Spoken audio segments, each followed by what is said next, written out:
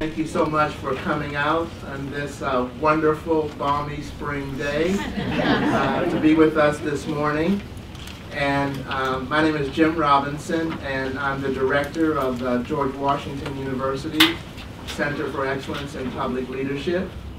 And I have the male ceremonial role of kicking off and then sitting down and being quiet.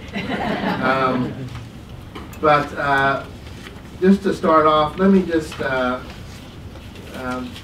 we have in our programs, we do lots of leadership development programs, as you know, not only with DC government, but with municipal governments in the region, also with many federal agencies. And we have the pleasure of having lots of women come through our programs, women who are aspiring leaders, women who are middle managers, and some women who are senior executives. But this is the first time that we really organized a special event just to discuss women and leadership and have you a chance to talk among yourselves about issues that are important to you and from your unique perspective. So we're very excited about this. And this morning, we have 3 panelists. We have Dr. Natalie Houghtby-Haddon, who is at the far left.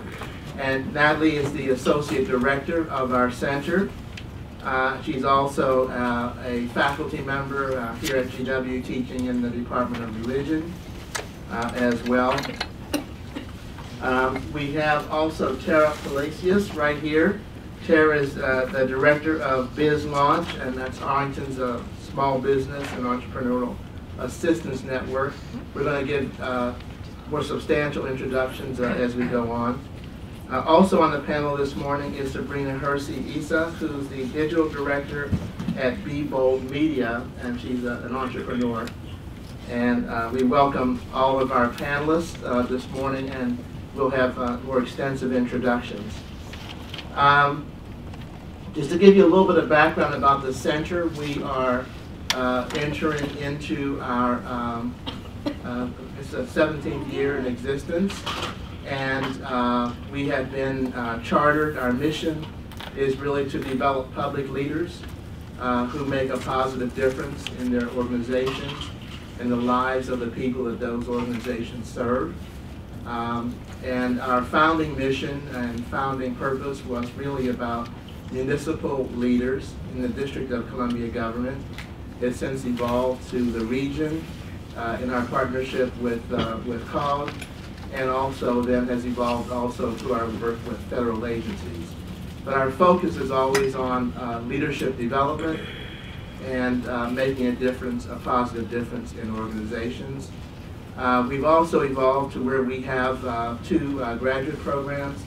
We have a master's program in public leadership, and we also have upcoming a graduate certificate in organizational performance improvement. And all of this is in the university's College of Professional Studies, which we are proud to be a part of. Now, the reason that we're sponsoring this event, of course, it's in alignment with Women's History Month, but it's also really just a recognition of the role of women in leadership, and at the time is past due for us to have done something like this. And we can tell from your response that this is something that has been sorely needed. And we also find that, on a personal note, I think that as women have evolved in leadership roles, that we have the benefit that I think women are empowered now that they can be women and leaders. They don't have to be pseudo-men, women pretending to be just like men in leadership, because they bring a different perspective, a different ethos, and something that happens to balance out the overly testosterone-driven leadership councils that we often experience in organizations. So I think we recognize that important change, that important balancing of our gender perspectives in leadership roles. Now, I guess we're also going to, after the panelists speak, we're going to open up for your questions, for discussion, for various points of view. Now, this conference was really brought to you by several people and several partners. One is the Women Inspire Action, which was a project that was started by our own Issa Gjikondi, who I will introduce, and then further developed in partnership with Kate Petibratova, who is somewhere, she's in the back, I was concerned. The International Council on Small Business, which is a strategic partner here at the GW School of Business. I see Ayman Tarabishi here in the back. FET Insider, who's a strategic partner, Peg and Claudia Hosky as well. And these are some of the folks and organizations that have co-sponsored this event. Issa Gjikondi, who's going to serve as our moderator today. Issa Gjikondi is on our staff and serves a variety of roles. She manages our certified public manager programs, both in the district and with COG. She's also charged with developing our increasing capacity to provide executive and leadership coaching as a part of our programs.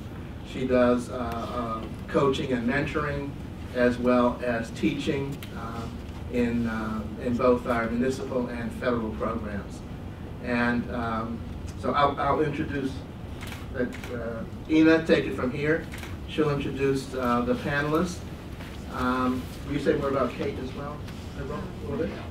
Okay. Thank you very much.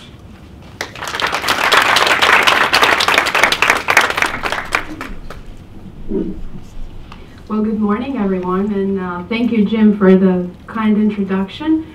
I'm really pleased to see a very nice group here, a good mix, I must say, and we have a lot of alumni of our programs, partners, GW-wide partners, and also external partners. I'd like to thank our panelists for being here today and for accepting the challenge of this dialogue. We are very thrilled, and it's not just about this being the International Month of Recognizing Women. It's what Jim said, this was overdue. It's something that we must do more often, we must engage more often. But why are we really here today? I think for many reasons. It's really because of us. It's because of you. It's because of this lovely panelists, members that are here, because of our partners, because women need each other. Women need to support women, because this is a global challenge. It's not just a national challenge, it's a global challenge.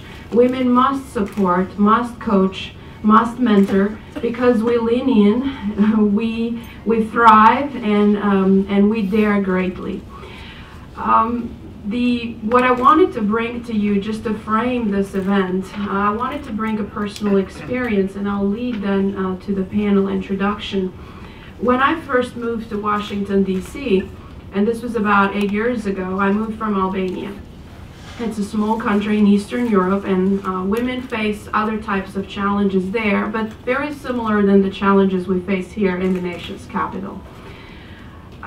Two things I would distinguish that really helped me through that transition.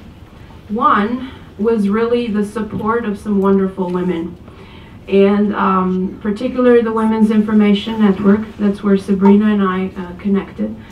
And many other women within the university itself and beyond. Then the second piece to it, it's really this GW community, starting from GSPM, the Graduate School of Political Management, going to then the Center for Excellence in Public Leadership. Because of these two personal experiences, two things happened and emerged for me personally. One, the Women Inspire Action project was started, and the vision for it is, let's talk about how women support each other, how women inspire each other, and then what really that leads into action. How does that action look like? And that's the research project that Kate Petibratova and I have been moving forward with the support of many other women. The other element in terms of GW, at the center, I really learned how to be a multi-sector leader. And what does that mean? In very simple words, it's really partnering and collaborating from different perspectives. Different people come together, they use their own assets, they mobilize each other towards a shared vision. And this really do lay the ground for today's event. It's about women who inspire other women, so that's women to women. And it's about multi-sector leadership. You need all of it.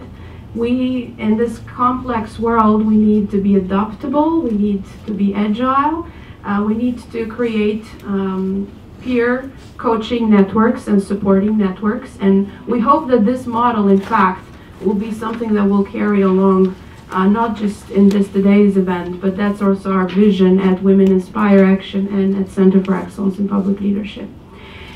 So as I'm wearing those two hats today, I would like to briefly introduce us to our panelists, and we will kick in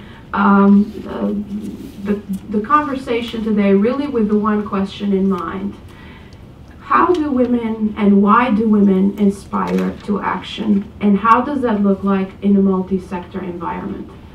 That's the question for today, and I know many of you received little sticky paper notes as you entered in, and we wanted you to kind of start thinking with that inspiration vision in mind.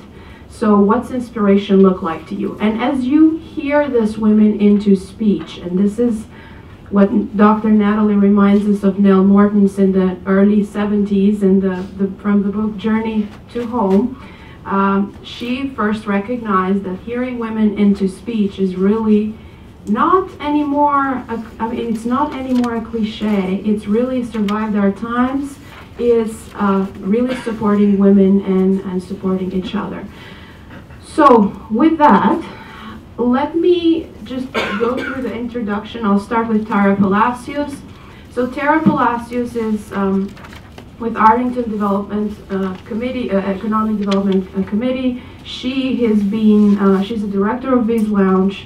And the reason why Tara is here, in addition to doing wonderful things for the county and bringing lots of small businesses, particularly in Arlington County, she's also an alumni of one of our programs, the Regional Executive Development Program that we do with the Washington Metropolitan Council of Governments.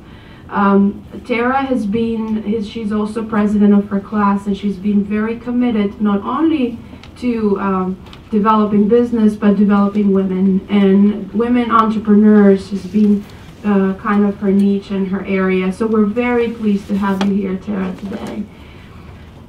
So we kind of have, and even if you see moving from me towards the window towards Natalie, we have government, we have non-profit, we have for-profit and then non-profit. Although these women have done it all. They've been in all kinds of environments, that's why they're here. So we want to know how they do it. Sabrina Hersi Issa, she's the director at Be Bold Media. She, what's unique about Sabrina is that you ask her about something and she will give you an answer. She will let you struggle with your own thoughts. She won't say that this is what I want you to do, but she will probe you to think about it. So I really commend her because she's been building herself up really with a lot of humility and a lot of women, bringing other women along and on board with her. And she has some fabulous women mentor stories that I hope she'll share a glimpse with you today. And then I'll introduce Dr. Natalie Houghtby-Haddon. Natalie and I have a very special connection, and that is really attributed to the work for United Nations. This was our very first way we got introduced to one another as I was being interviewed for the job, and we found something that we could right away talk to each other. But what I would say about Natalie, besides being a minister in the Methodist Church and having a lot of nonprofit experience working both in the West Coast and in the East Coast, she really takes the time to support you whenever you need her. And she will take really good care of you. What's unique of Natalie is that she will never say no. She will always have a yes, although sometimes with a but. But that but, it's a good one because it will make you think. And I am very pleased to have Natalie here as well today. And she was one of the reasons why this event was inspired and created at this very moment.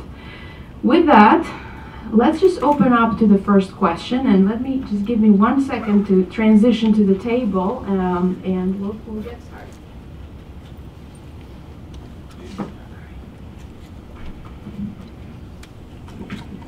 Can you hear me okay here? All right. So we'll start from Tara, and then we'll move to Natalie. So really the first question is the question that I did leave you all with, and it's, how do you do it? What's your story? How do you really navigate and make it happen in a multi-sector environment? And that's going to be very simple. When I first saw the question, I thought, whoa, that's hard.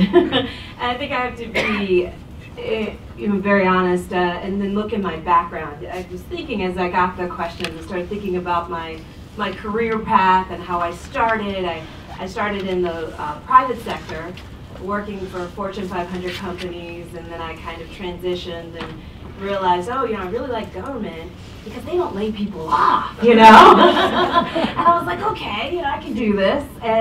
But what was interesting, and what I tell everybody, is that when I got into the public sector, it's probably the hardest sector that I've ever been in. I've worked the hardest that I've ever worked. You know how like in the private sector there's ups and there's downs? Well, there's always, I think in government, there's always ups, There's always something that's going on. And how do you stay inspired all the time? When I first started working, I was told by people that had been, in the government for 30 plus years, Tara, remember, no good deed goes unpunished. And I'm coming from private sector, I'm like, what do you mean no good deed goes unpunished? And then like a week later, I was like, oh. And it really is about keeping inspired all the time, knowing who to go to, who, I always call them, they're time wasters and they're influencers, and there's being well connected within the system that keeps you inspired every day. And I think the work that we do, I work with entrepreneurs. I love working with entrepreneurs. It's exciting. They keep me fresh, but not one day is the same. And it's always a jigsaw puzzle for me, and trying to figure out how to navigate, if zoning says no, how do we make that a yes? How do we turn some of the challenges that we have in our day-to-day lives into a positive outcome? And, it's almost like giving birth that you forget each and every time. It was very painful getting there, but once that baby is born, oh my God, let me do it again, And that to me is how it is in government, because we are helping people. We are making a difference in people's lives.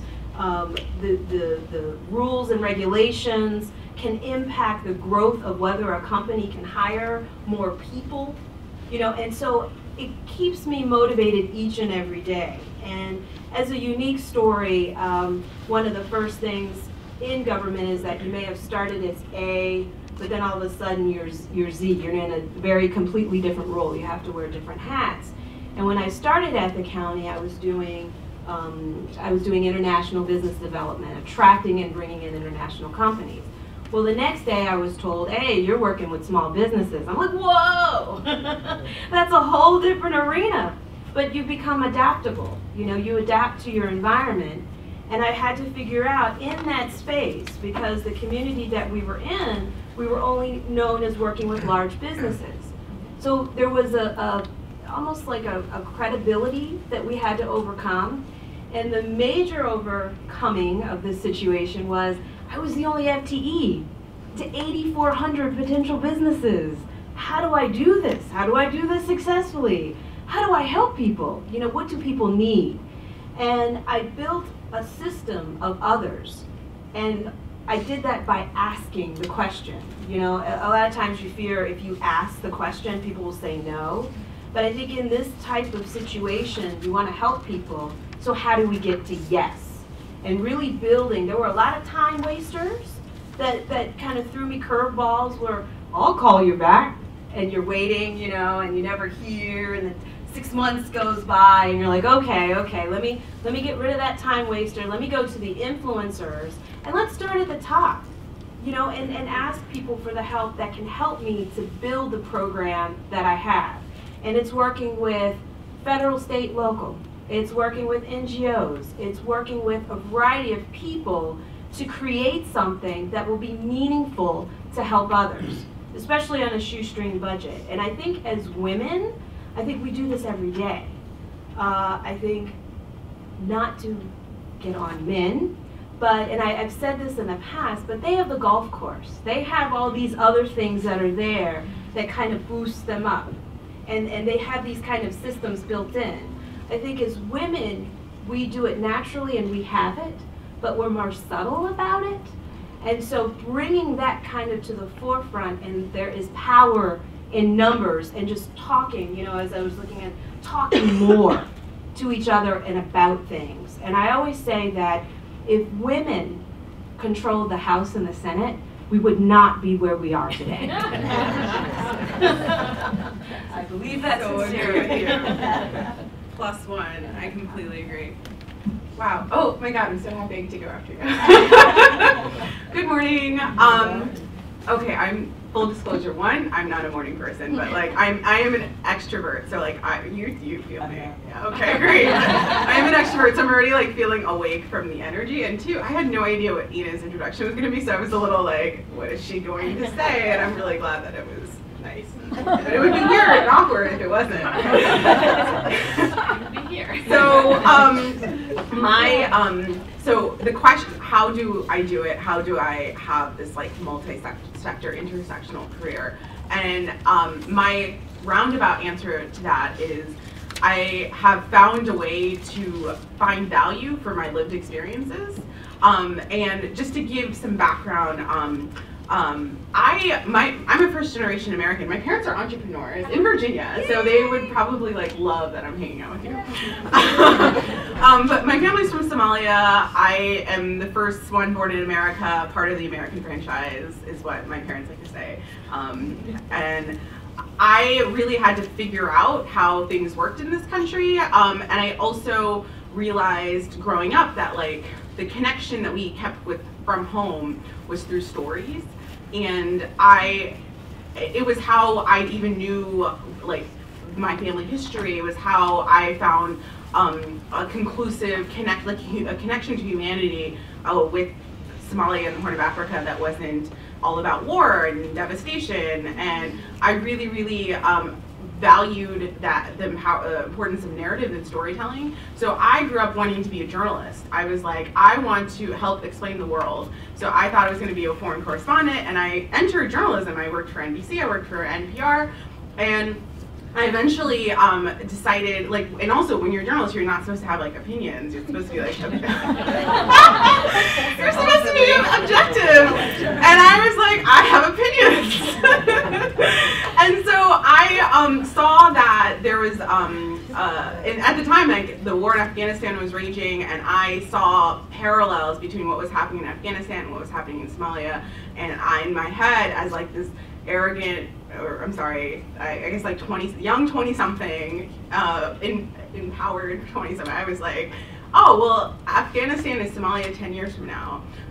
So I'll just be ahead of the curve and work on those issues so that when Somalia, and actually, like, I'm not wrong. And so when the efforts go into rebuilding my family's homeland, like, I can have this experience to apply to that. So it was like the logic was there. So I took that independent media experience, and I ended up working for an NGO that had a radio station, a television station, women's programming. And I worked there, and it's all about layering those lived experiences, taking journalism and leveraging it to another sector, NGOs, that I had a desire to work in, but I didn't know where I could fit in. So I found the puzzle piece there. And then eventually, and that's where I actually learned about technology and coding and programming. My boss came up to me one day and was like, we have all of these things we want to do on the internet. Can you do them? And I was like, yeah, of course I can. And so, and at the time, like I was and also other things she wanted me to do were like, none of them were my actual job. And I was like, yeah, of course I can build you a new website. And so I ran the next, like that day to like a local community college, and I burst into this guidance counselor's office, and I was like, we gotta learn. I need to be enrolled in some programming courses. And she was like, do you even go here? I actually didn't. My siblings had gone there, and I was like, I just knew you could just roll up and become a student. So that's how I learned, like, again, taking those lived experiences, I learned tech and media and storytelling, and everything became a layer. Eventually, after that job, I was working in this media nonprofit, training actually women just like you, public sector leaders, how to use technology and media to tell their stories. And I had a boss at the time who was this incredible, just amazing force of nature. And at the time, I was so frustrated because I just didn't see myself fitting into a box. I was like, am I a technologist? Am I a journalist?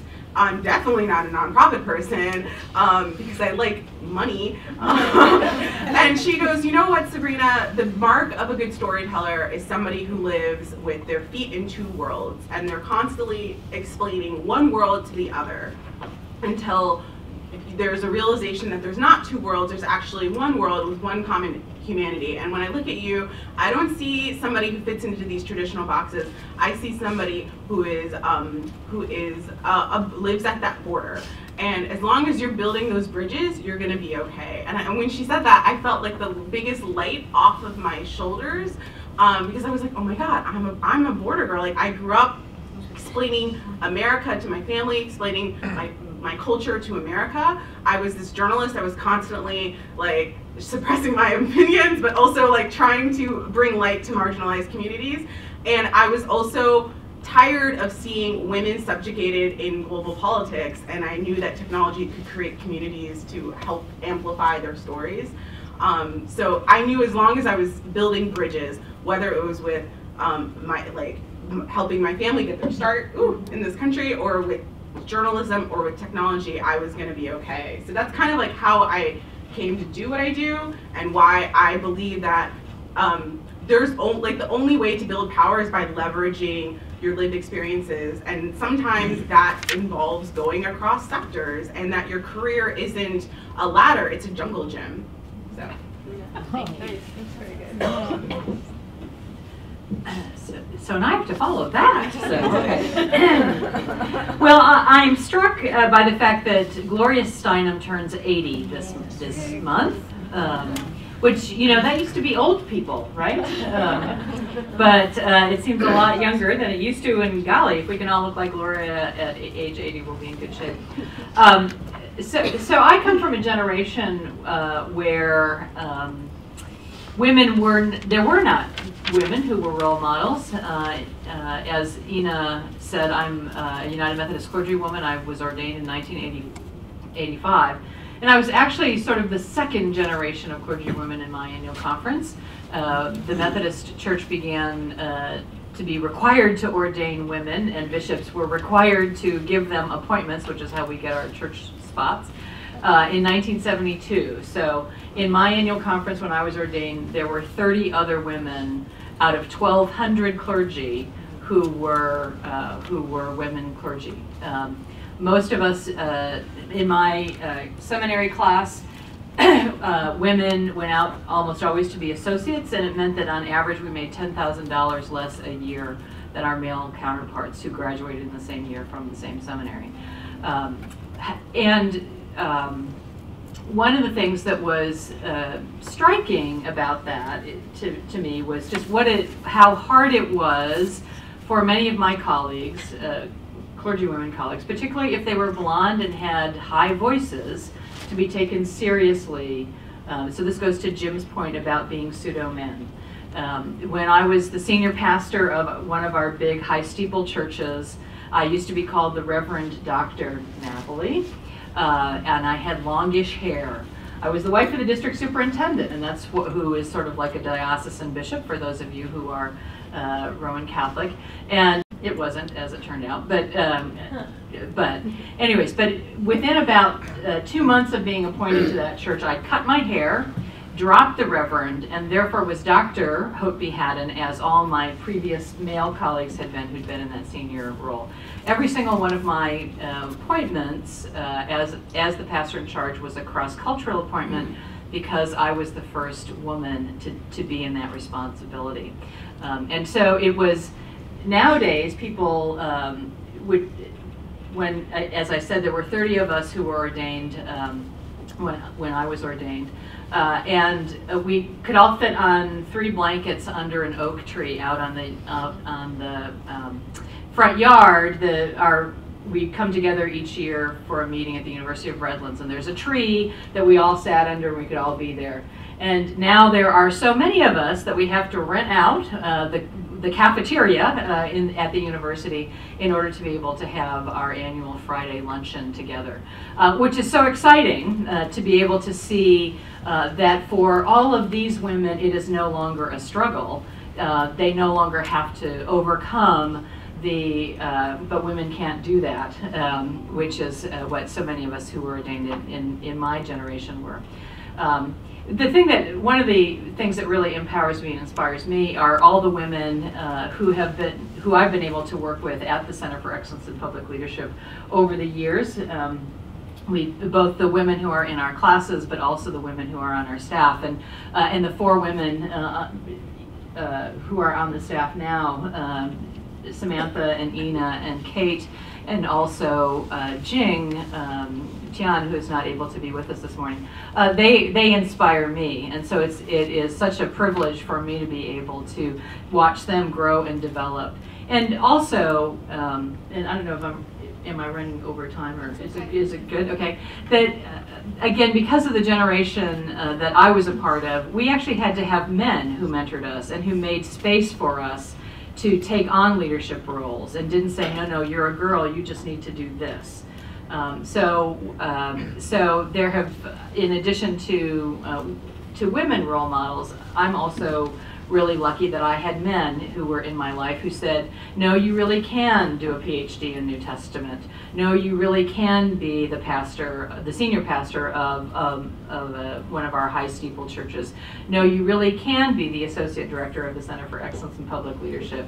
And Jim has been just such a great colleague, and one of those people who makes it possible for women to really find their true talent, and to be able to take advantage of that and to use that on behalf of the mission of the center. So I want to give him a shout out too, for making it possible for us to do what we do.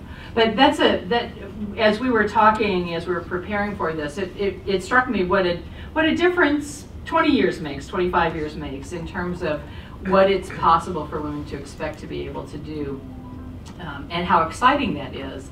That women no longer have to necessarily say, oh, I have to be very intentional if I'm going to be doing X, because everybody tells me that women can't do that.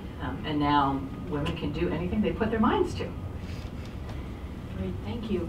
And that you all talked a little bit about some of the stories and how that it relates to the being really a multi-sector leader. What I'd like to ask all of you is to think for a moment on some of those relationships that you build with other women. And there's a two-folded approach to the question. One, what makes those unique and inspiring, especially as you go through action? And then the other piece to it, do you have maybe a woman role model or a personal story that you could share with us as it relates to that particular woman? So you can start maybe here or there, whatever you like.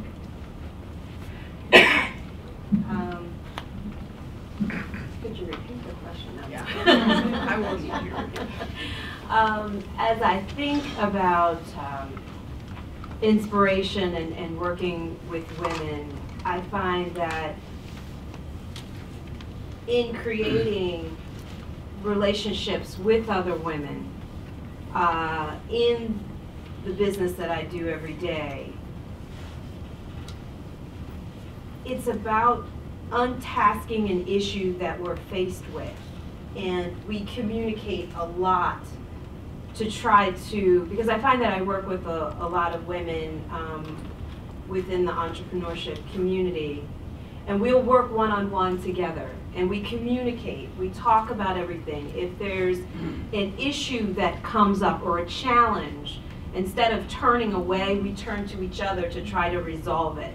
And I find that that's different in some of the groups or committees where there are men involved. It's much more political. Everything becomes political, you know. But when I'm working with other women, we sit down, we hash it out. In the culture that I'm in, that I've actually built for myself, there aren't those kind of, and I hear people saying, you know, we're making reference to alpha females, you know. I don't know what that is, because I believe that we're all in this together. I'm not a hierarchical type person. I don't care what your title says. If you can help me, I'm going to, and I'm going to ask. I don't know if this is crude, but you know, we all go to the bathroom the same way. You know, it's all relative. And so, to me, when I'm working with others, if you're the intern, I treat the intern that's working with me, I want to give them the best work experience that they could possibly have. Because I don't want them to say, you know, I went there and I was just stapling papers together and doing the database entry. I want them to understand what they're going to be getting into when they graduate. And I want to be able to lift them up and to be able to communicate and to empower them so that they can feel comfortable as they go throughout their career to have the opportunities and to feel the comfort level that I now have. Because as I was thinking about this and we're talking about mentors, I had a hard time with it because I didn't have mentors. I didn't have anyone that, as when I got out of college and I was looking towards people that could help me, I've actually had people tell me, you know, I can't mentor you. You need to go talk to this, you know, other African American female, but don't talk to me because I may not have that shared experience. And so I would say at the early part of my career, up through my 30s, I struggled because that environment was not there for me. And I had to create it with what I had. And it makes me sad to say that because I was thinking about that, you know, the women that were in positions of power at that time, it was more like you're out for yourself. Or, you know, I was one of the ones, oh, you have a high-pitched voice. I'm like, well, what can I do about it? You know, so I started walking around practicing talking like this.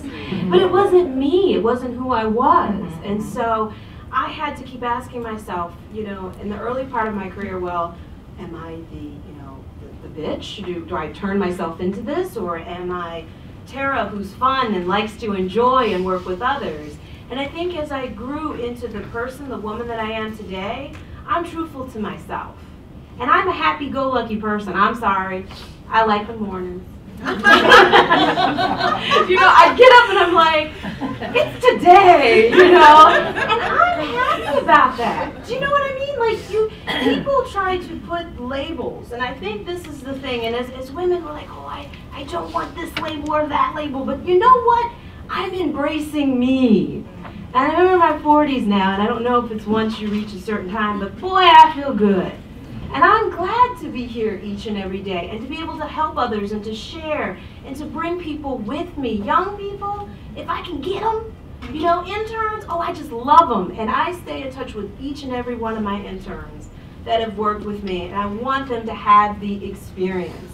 And I want them to be serious and to understand. I'm a little concerned about the millennials, I have to say. It's, you know, I was raised a tough way. Yes, ma'am, no, ma'am. You know, we have cursive handwriting. We got all that going on. And so I try to lift them up with me. And you can come, you can talk to me.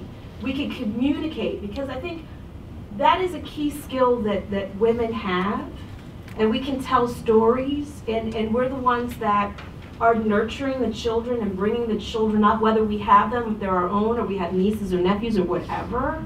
And we're the ones that are looked to. And so I really want, and I think in my lifetime, I want to empower us even more because the concern that I have is what I see is this glass ceiling. you know, of women entrepreneurs, of there's this like ceiling that we haven't burst through yet, and the only way we can do it is if we come together as one. You know, as a commonality. Don't let people break us apart. Don't let issues break us apart. No matter where you are on the spectrum of politics, we're all in this together. And I think when I meet, and I hope I'm not going on too long, but when I meet other women, there's always this commonality. There's always this kind of positive thing, and there's a sense of, you get into conversation, and there's so many things that we have in common, that it's not like there's a dissimilarity. So just like really embracing that and moving forward. Well, and I will make a small comment.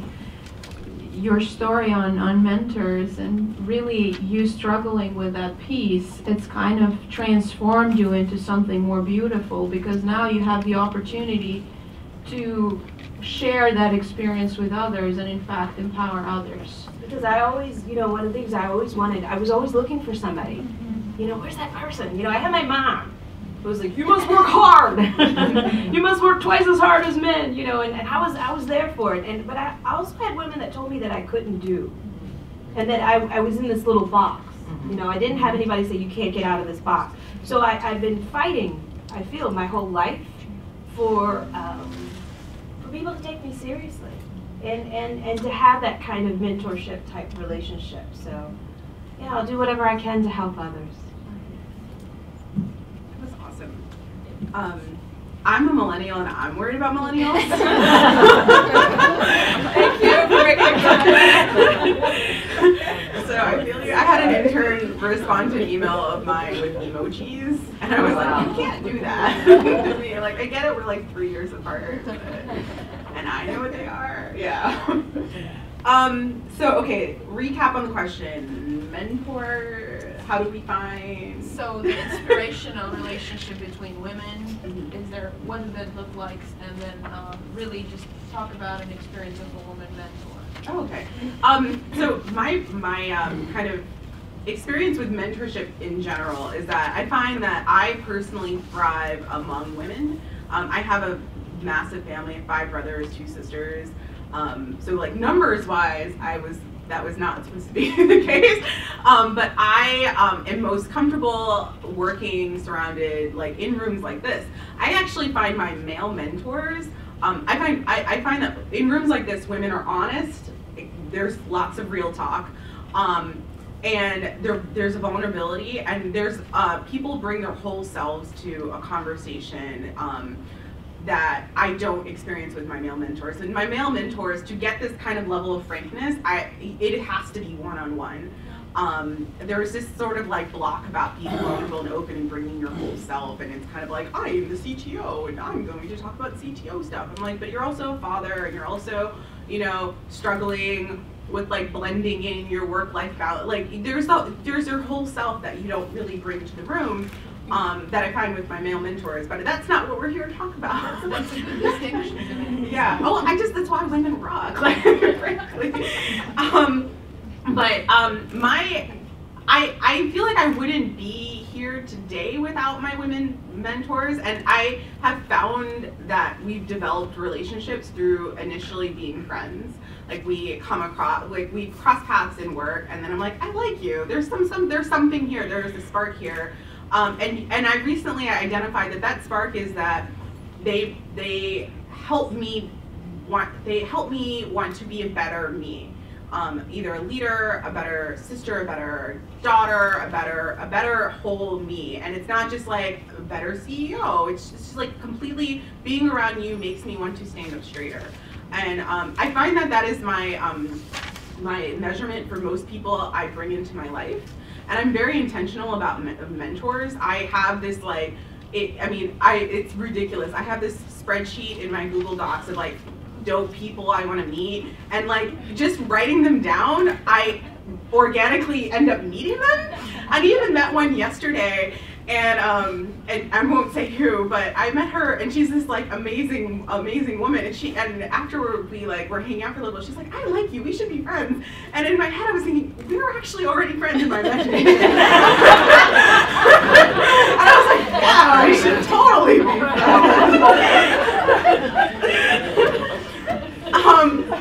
But like the specific cases of mentorship is that that like you make me want to stand up straighter. You cultivate this sense of community of like, you don't just like are in it for number one, you actually are kind of like you, where you want to make everybody, like bring up everybody with you. My friends and I call it reach back, like you take a step forward and you reach back and you bring others with you. And the major like big red flag, like huge massive like football field red flag is when I see people operating out of scarcity. Like when you win, it's not a win for me, or if there's not enough, there's like people who think there are slices of the pie. There's no pie, there's no slices. And I find that women, men, anybody in public leadership who are operating out of scarcity are not my kind of people, so I tend to repel from them, and that's been a great, because I've learned from experience that's been great for me.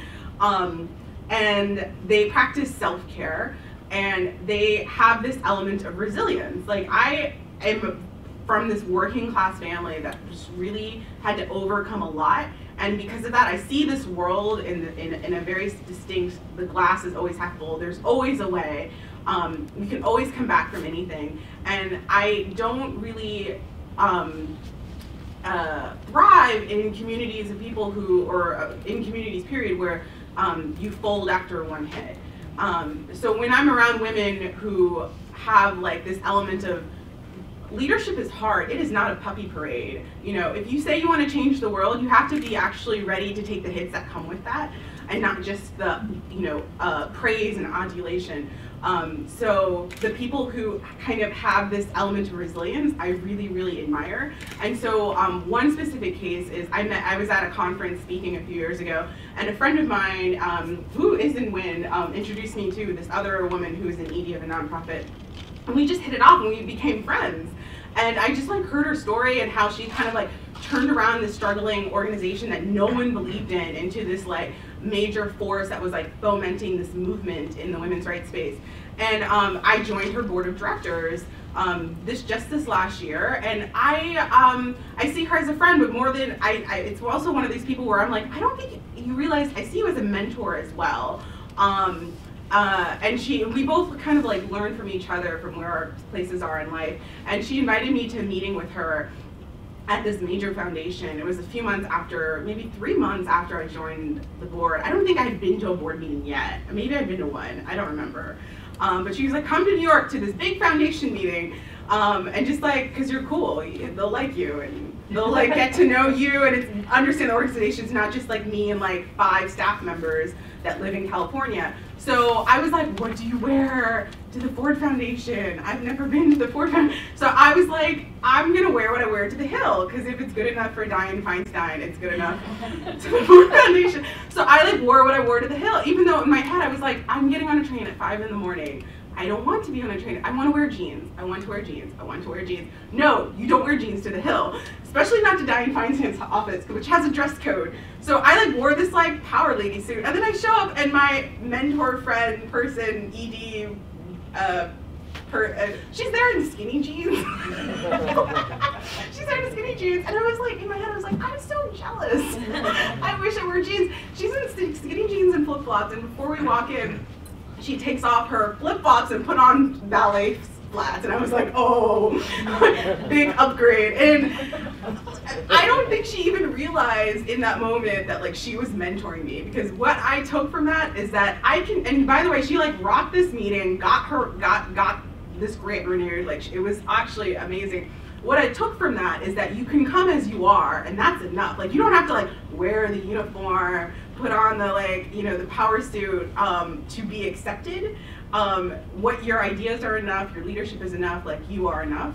And I mentioned that to her like a year later when we were talking about it, but it was just like my process for mentorship and my view on it is that it has to be intentional, and like there's a way, there's like a chemistry involved in it all. Right. Thank you. Great. Well, since the president is meeting with the Pope today, this morning, or has met with the Pope, I want to lift up one of my experiences, which is that I had the distinct and also very sad pleasure, not sad pleasure, sad, there was some sadness involved, to serve as president of Immaculate Heart College Center in Los Angeles, which is Immaculate Heart College has a long history. It was run by the Immaculate Heart Community, which was an order of nuns in the Catholic Church, an education order. The college had a strong commitment to social justice, and the women who were a part of the order in the wake of Vatican II took seriously the council's requirement that all religious orders put together a plan for self-governance. And so they did. They had a college, 2 high schools, and a retreat center in the Los Angeles area, as well as a hospital system. And the cardinal at the time, who is not known for his support of women, shall we say, told them that they were girls and they couldn't do that. And they said, oh, just watch us. So they took themselves and their institutions out of the canonical relationship with Rome, became a lay community of both women and men, but still primarily women. Because of that, there was, as you might imagine, there was quite a negative response to that. Contributions declined. They had to ultimately close and sell the college, so if you've ever been to the American Film Institute in Los Angeles, that's actually the Immaculate Heart College buildings. We're able to open a center that did graduate degrees in 2 areas, one in global education and then one in feminist spirituality. And so a very exciting way to continue their commitment to education, both in terms of engaging the world in a socially positive way, as well as empowering women to really claim for themselves their own spirituality, which, and again, this was in the very early 80s and late 70s. So I came in as the president of Immaculate Heart in the late 90s. We were very much in a decline, partially because there now were many master's degrees in feminist theology or feminist spirituality, and so they had never been able to get regional accreditation. And so therefore people couldn't get federal student loans. And so the sort of cycle of you can't get that till you get enough students and you whatever.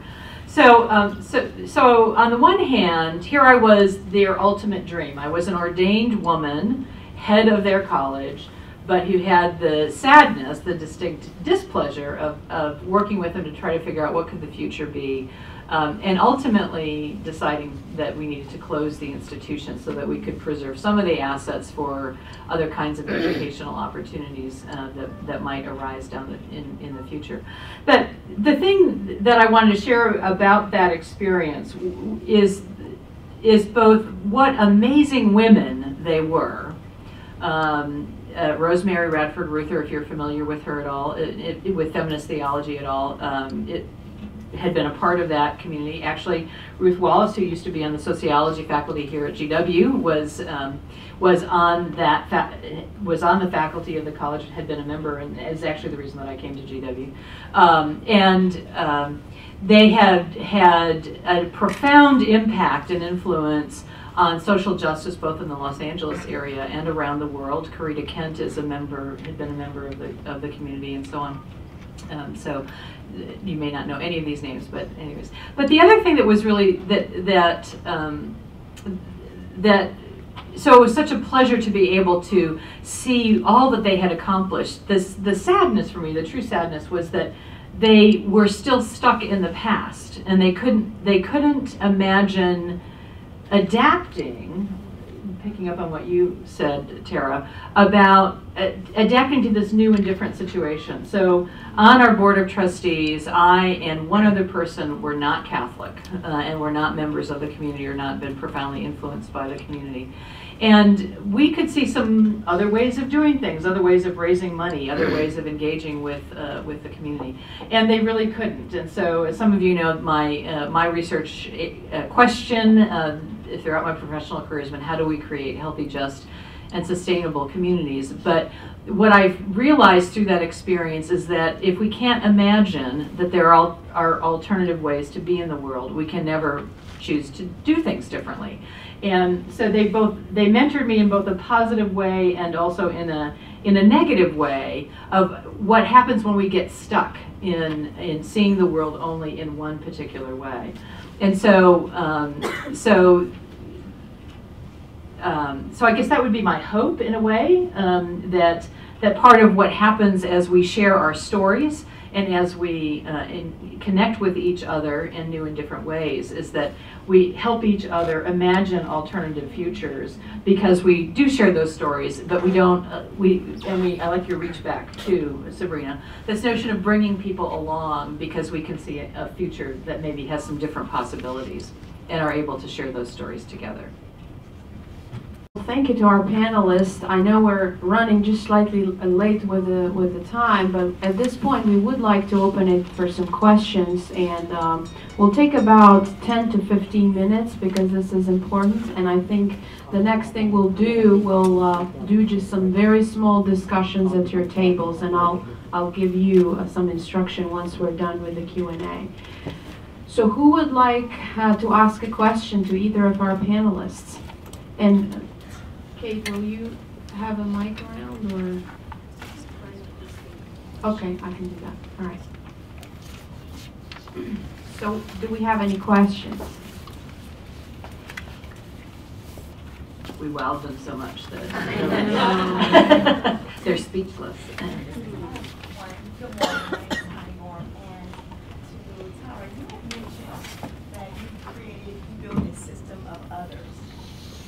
Could you briefly share, I guess, a little more about that, because I'm thinking it's the same thing what I'm trying to do, so I would love to hear a little more. So for everybody, if you didn't hear it, so Connie is asking about how Tara did build a system of others, right? So just based on the experience that she was speaking earlier. That's a great question, thank you. I had to look back and think, because it really was, almost at Sabrina's point as well, looking to see who the people that were really doing what they said that they were doing and reaching out and connecting with them. Because a lot of times in the government world, it is all about the numbers. How many people are you touching? How many people are being impacted?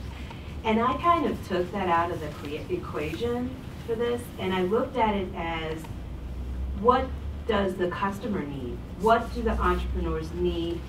What value can I bring to them? And who is out in that sphere that I could put on the team that will provide additional value and resources that they want? Not thinking what they need, but getting into their heads, because marketing is my background. So I'm always about marketing private sector.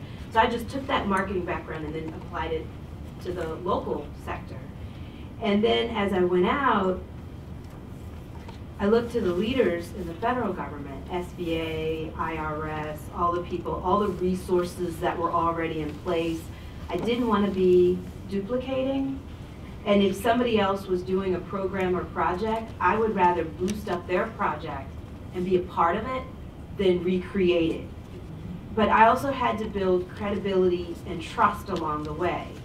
So it took some time. I won't say that it happened overnight. I would say it took me about 4 years to reach a place where people then, when I called, they answered. And whenever I call influencers, here's a tip. Call them at 4:30 or after 5 when their assistants are gone. They're going to answer the phone, right? And that's how I would get into people. I would look up and say, okay, who's rocking it in this area with entrepreneurship? What time is it? You know, I'll send like an introductory email, but then I'll call. But then I started to build all this buzz around the program. And I got other jurisdictions talking about the program. And people looking, and then tried to present the program that we were a unique leader. And one thing I had the luxury of doing, and the county supported this, was to say, I'll help anybody. It doesn't matter if you're in Fairfax County, if you're in Baltimore, if you're in We've had people come from California to Boston.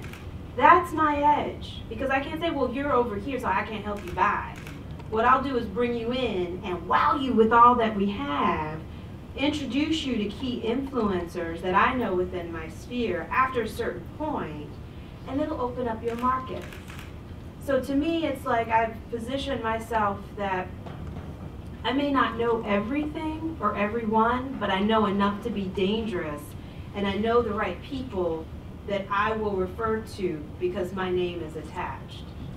And I think that's really helped to kind of, with unlimited dollars, unlimited funds, to be able to build a foundation of a program that you can replicate no matter what it is that you're doing, by just opening up and saying that you help people, not just saying it, but doing it and letting other people see it. I think that's been, and now people want to come to me. I've switched it up. People want to come to us versus me having to keep pounding at the door. And once you get into that position, it is really helpful, I think, program. Did we have another question? Yeah, somebody in the back. I'll try to speak loudly. I have a pretty loud voice. And I guess I'll speak for a millennial. I don't know. I'm a young person. I think that we have lots of promise. But as a young person trying to break into the career field and, really trying to, get out there, what would be your best advice to, help a young woman like myself stand out and to be a leader, even in just a starting position or an entry-level position? Can I answer the question to the question? Sure. What do you want to do? What are you interested in? I have lots of interests: government, politics, international affairs. I'm interested in nonprofit, in public sector, and in she's the multi-sector leader. Yeah, I really, I'm young, and I really want to just see myself trying out different positions. I've had internships in nonprofit and in private sector, but I'm just so open. I'm a millennial. I'm not dissing us. A little bit though. Come on. I grew up in Pennsylvania on a farm, so I think I have a little bit of a different perspective. Yeah, that's true. So my advice, if I was just starting out, is I like the way I kind of started my career before, but there is stuff that I just would not, with the perspective that I have now, I wouldn't put up with. So my process was, kind of what you're doing is like you have different interests in different areas. Make lists of organizations in those areas, and then the people behind them, and then go and vet them with your friends or professors, people that you've done internships before, but not like online, like tell me what you think of so-and-so. People will give you the real deal over the phone and in person. And the name of the game, if I could go back in time, is to avoid toxic work environments and know my value. So as soon as you see that funky dynamic, deuce out and peace, and know that you can walk across the street and like what you carry will move with you. So be very intentional about the orgs and the people who work there, and that everything 1000% is about the people. And now I don't know what you have done in the past, but I was really great at every job I left, I had like one kind of hallmark thing that I put my stamp on. It was my baby, and I would submit it for awards. So I was winning industry awards as a college student because there wasn't a rule saying I couldn't submit. And I would pay the entry fee myself. So people would be like, you're like a #1 broadcast in the state of da-da-da. And I was like, nobody else entered. And a lot of these professional, in journalism, a lot of professional journalists would only submit if their employer was paying for it, which I think is super cheap because the fees for entry fees were like $75. And it's like your mom nominating you for an award. It's like, no, you can put yourself up, and that would put me in rooms with people who were best in their class, really happy to help other young people and were already impressed with me. So taking that portfolio of work from those different industries and finding like things that you could stick your flag into, and then having informational interviews and being very open about the fact that you are a seeker and that that you are looking for fit. So like fit, avoid toxic situations, be intentional about drawing value and attention to great work you are proud of. Great. Thank you. Thank you. We'll take one more question.